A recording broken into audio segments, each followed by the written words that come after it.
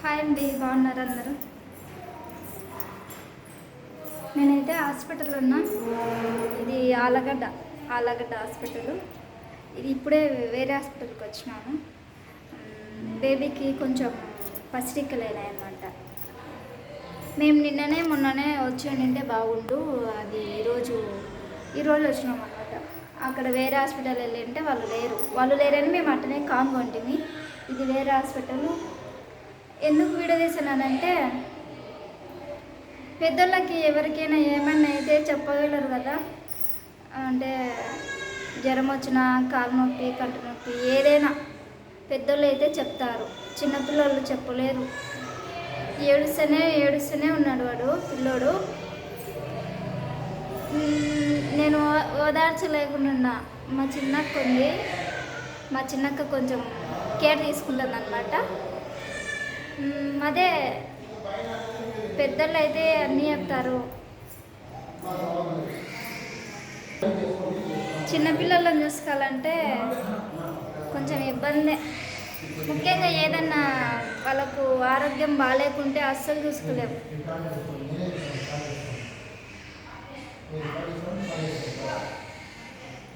బాధ అవుతుంది నాకు. వాడు ఏడుస్తున్నట్టున్నాడు ఆడ.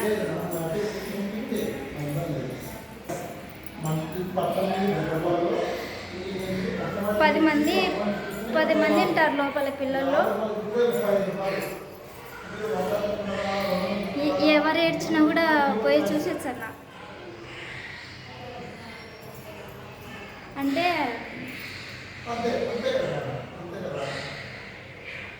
ఒక 2 days పెట్టుకుంటారంట. బాగానే అవుతుంది అంటున్నారు. పెళ్ళైన వాళ్ళని పిల్లల్ని కానని అంటారు. పిల్లలు కన్నాక వాళ్ళని చూసుకునే స్టేజ్ ఉంటే కనాల.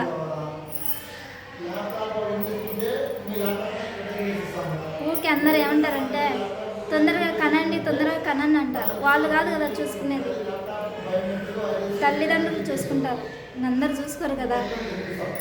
ఇప్పుడు ఈ హాస్పిటల్లో చిన్నపిల్లోనికి రోజు బిల్లు వచ్చేసి 6,000 అంట. వానికి రోజు పే చేయాలి 6,000. ఒక 3 days పెట్టుకుంటారంట, తగ్గుతాయంట. చూడాల, 3 days తగ్గితే బాగుంటుంది. మెయిన్గా ఏంటంటే నేను వీడియో తీయడానికి కారణం ఏంటంటే, చిన్నపిల్లలకి ఏమొచ్చినా కూడా తట్టుకోలేము. ఇంకొకటి మా అమ్మ చూసుకోనికి మా అమ్మనే మా నాన్న చూసుకోవాలా. ఇప్పుడు నేను మా అక్క తల్లి బాగుంటే బిడ్డలను చూసుకుంటుంది. తల్లి సరిగ్గా లేదు, మేమే బాగా చూసుకోవాలా. ఈ పొజిషన్లో ఇంకేంటంటే, మన దగ్గర ప్రైవేట్ హాస్పిటల్కి వచ్చినప్పుడు ఎక్కువ అమౌంట్ ఉండాలి.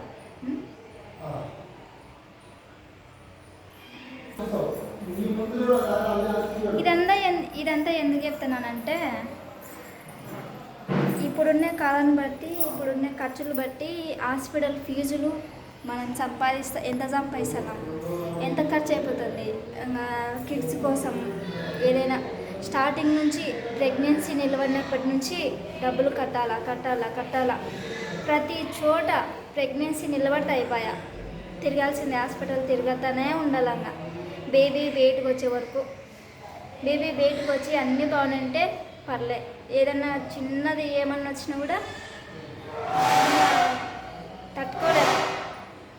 ఇప్పుడు మా అక్క ఒక హాస్పిటల్లో ఉంది, పిల్లోడు ఒక హాస్పిటల్లో ఉన్నాడు, ఐసీలో.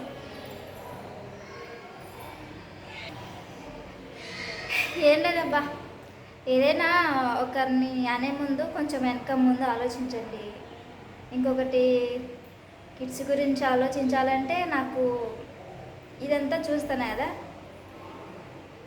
మెయిన్గా చూసుకునే వాళ్ళు ఉండాలా.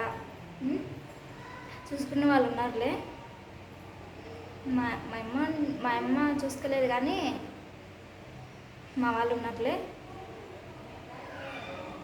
కొంచెం ప్రైవేట్ హాస్పిటల్ అయితే ఖర్చు అవుతుంది, మినిమం 1 lakh అని ఉండాలి. ఒక బేబీని డెలివరీ అయ్యేటప్పుడు ఒక 1 lakh అన్న అమౌంట్ ఉండాలి మన దగ్గర. అది విషయం. బాబుని అయితే ఇంకా ఐసీయూలో పెట్టినారు. ఒక 2 డేస్లో అంతా బాగా అవుతుంది అన్నారు. వానికి ఏం లేవు, పసిరికలు ఉన్నాయి. అవి మొన్ననే మేము ఈ హాస్పిటల్కి వచ్చింటే చెప్పేవాళ్ళు, వేరే హాస్పిటల్కి పోయింటే అక్కడ లేరు అనమాట, డాక్టర్లు అందుబాటులో లేరు. ఇప్పుడు మేము ఉండేది లొకేషన్ ఆలగడ్డ కాబట్టి అదే మాకు నంద్యాల ఉంటే, నంద్యాలలో ప్రతి హాస్పిటల్ మంచిగా ఉన్నాయి, మంచి హాస్పిటల్ ఉన్నాయి, అన్నీ దగ్గరలోనే ఉంటాయి. ఇక్కడ ఏంటంటే కొంచెం తెలియదు కదా ఆలగడ్డ, మా బావకు కూడా సరిగ్గా తెలియదు, మాకు కూడా సరిగ్గా తెలియదు. ఇక్కడ ఏం తెలియదు కాబట్టి కొంచెం గావర అవుతుంది, అది విషయం. నంద్యాల అయితే చిన్నప్పటి నుంచి మేము నంద్యాల వచ్చిపోతున్నాం కాబట్టి. మా బావ అన్నం తెచ్చిపోతున్నాడు, అన్నం తెచ్చిచ్చినాడు, ఏం తిరుగుద్ది కాదన్న. తినాలంటే ముందు మనసు బాగుండాలి కదా, మనసు బాగాలేదు, తినబుద్ధి కాడుండే. 4 days అయింది అసలు హాస్పిటల్లోనే ఉన్నాము. ఇంకా మా అక్క డిశ్చార్జ్ అవుతుంది ఈరోజు సాయంత్రం అన్నట్టు అవుతుంది. వచ్చే ఈయనే ఉంటుంది ఇంకా పాపోడి దగ్గర. అన్నీ షేర్ చేసుకుంటా కదా మీతో, ఇది కూడా షేర్ చేసుకోవాలని మనసు కొంచెం తగ్గుతుంది. వీడియో నచ్చితే లైక్ చేయండి, కామెంట్ పెట్టండి. అంత బాగా జరగాలని, అంత బాగుండాలని దేవుణ్ణి ప్రార్థించండి. అంతే. ఇంకా ఏదైనా కిడ్స్ కోసం ప్లాన్ చేయాలంటే నాకు అనుభవం అంటే ఆల్రెడీ పిల్లలను ఎత్తుకుంటున్నా, తిప్పుతున్నా, అట్టా ఇటా ఉన్నాయిలే. హాస్పిటల్లో బిల్స్, పిల్లల్ని ఎట్లా కేర్ చేసుకోవాలా, ఎట్లా చూసుకోవాలా, అవెల్లా మా అక్కల నుంచే నేర్చుకోవాలి నేను. అంతే కదా, ఏదైనా నేర్చుకోవాలంటే మన వాళ్ళే కదా మన వాళ్ళ నుంచే మనం నేర్చుకోవాలా. చిన్నపిల్లలను ఎట్ట పట్టుకోవాలా, ఎట్ట స్నానం చేపియాలా, వాళ్ళు ఏడుచే ఏంటేంటి తాపాలి, కేర్ తీసుకోవాలా. చిన్న నొప్పి రాని వాళ్ళు విపరీతమైన ఏడుపు, బాధ మనం కనుక్కోలేము, దగ్గర హాస్పిటల్ ఉక్కాల్సిందే ఈ కాలంలో. నాకంతా గావరుంది, వాడికి అట్ట బాగాలేదంటానే.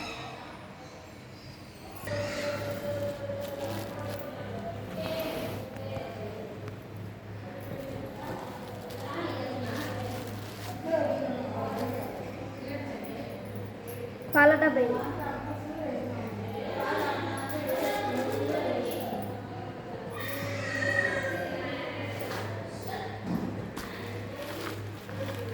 ఎన్ని టానిక్లు పిల్లోనికి.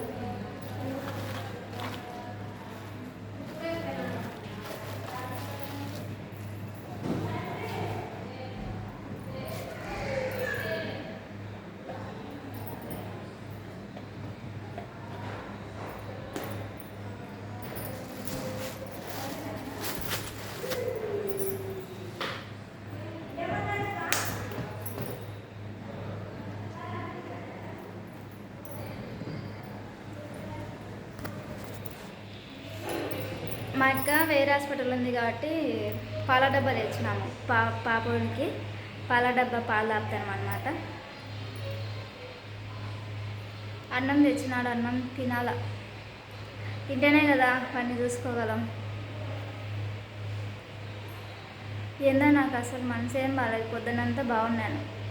ఇది తెలిసిన వెంటనే ఇంకా నాకు తెలియని బాధ ఎందుకో మళ్ళీ అర్థం కావట్లేదు. సరే, బాయ్ అందరికీ.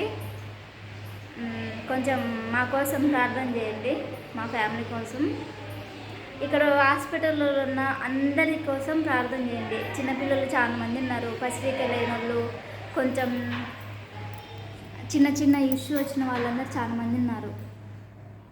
అందరి కోసం ప్రార్థన చేయండి. ఒకరి కోసమనే కాదులే, ఇక్కడ అందరి కోసం, అందరి చిన్నపిల్లల కోసం ప్రార్థన చేయండి అందరూ. సరేనా? Thank you, bye.